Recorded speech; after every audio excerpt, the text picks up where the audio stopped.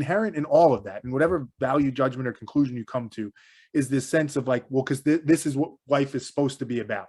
And as you're explaining it, it's more about those factors, not being obese, right? Not being anxiety ridden, not, being depressed, not because we judge people that have that, but because the goal in life is to find that happiness. But some other people could say that's not the goal. That's kind of not what it's about. It's more about, again, accomplishing things or achieving things. And, that's where it gets funky. That's where I think people are trying to understand, is there a reason that we're actually here, right? That's why everybody comes back to that question, is what's the meaning of life? I often reference like a Tolstoy quote where I think he said, if I don't know who I am or why I'm here, then life is impossible. And it's this idea of like, the markers you speak of, how do we have confidence that those are the right markers? How do we know that that's what it is? And I think a lot of people end in a place which is like, we don't know, we'll never know, and it's probably all meaningless anyway. So just do whatever you want to do. So maybe to bring it back as we end the conversation, to bring it back where it started, when you think about the values you spoke of in the beginning, right? Obviously your job, your career, philosophy means a lot. Your daughter, perhaps most importantly, and learning about that love with her. When you really think about it honestly, what gives you confidence to be like, yeah, that's how I want to spend every day? Because you have that contrasting thought, which would be like, Gwendolyn, none of it matters. You're never going to have clear answers. You should just flip a coin and decide your day based on that, because all these decisions are meaningless. What gives you confidence of like, no, there's meaning here. I know there's something. I know this is what I should be doing. So I'm going to draw from Tolstoy, since you mentioned Tolstoy. Sure. He wrote this book, I think it's called My Confession, and it's autobiographical. It got him kicked out of the church, and which is surprising, because it's actually a very beautiful and honest book. It's very short, but he is describing essentially a midlife crisis and this paralysis. And he flat out says, this is when he was like, I just figured I would just keep writing, but I didn't know why I should live. And he has having that sentiment when he was working on War and Peace. So he describes his life as he has family, he has property, he has friends, he has fame, he has authorship, and yet he does not know why he should live. He was contemplating suicide. He started to say, we're all going to die. Why should I do anything? Nothing has any kind of meaning. And this book is a really valuable thing to read, because it's also called My Confession, which means that a confession is only possible if there's some notion of wrongness. You can't confess to something you think you did right.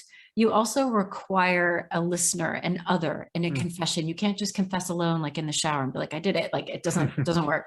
So we are listening to this, or we are reading this. And the fact that it's written in the form of titled a confession means that he thinks he was going about something wrong. So at the beginning, he's like, I've got all of these things, the checklist of life, if you will, and he's done it all well, and yet he feels like dying. So how does he get to the other side of that? And this is when he says, I did find meaning. And it wasn't this narrow concept of believing in God and the world was created in 7 days. This is probably what got him kicked out of the church. He said that wasn't it, because people around the world have faith and they don't believe the same thing, yet they have faith.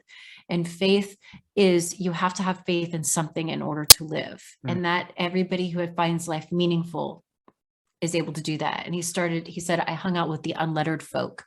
And what he means by that is that he started to spend time with the people outside of his snobby circle, people who didn't have as much money, some people in poverty, some people who didn't have an education. And that is where he found the joy of life, when he let go of all the societal expectations and just decided to live. So here's somebody who was accomplished, productive, everything, has money, everything, and didn't understand why he should live, because he's like, I'm going to be dead someday, so why should we do anything? And he said it has to do with, he says, you have to have faith. Man has to have faith in something in order to live. So I would say that means that meaning does not come from outside. If you try to do what everybody says is going to make your life great, it's not going to work. You have to, it's like when everybody says, oh, you have to watch this one movie, it's the best. And then you watch it and you're like, and you realize you only watched it because everybody said, but it's not going to be great unless you find it. So it's the same thing with your life. That faith thing is so interesting. So last question, I promise, because I just find it so interesting, because I think what's implied when he says you have to have faith is perhaps an absence of logic, which is kind of on theme or unscripted what we've been talking about in this conversation. You can't explain everything. And I think that's such like the dilemma or the dichotomy of life is, I say this for myself, I'm sure there's other people, I'm sure you to an extent.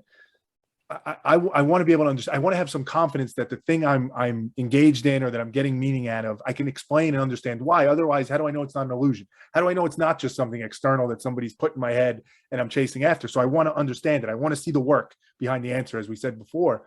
But I think what he's saying, what you're saying, which is probably true, is like you can go that route and it makes sense. It's logical why you would say I need to understand it. But the only way to actually find happiness and meaning is to take a leap of faith, is to have faith, which means you can't understand it. And that is so like, I get it. It's beautiful. But at the same time, it horrifies me because faith in and of itself, like, what does that mean? There's nothing, in some ways, there's nothing to it, but there's everything to it. And that's such a tricky, trippy concept.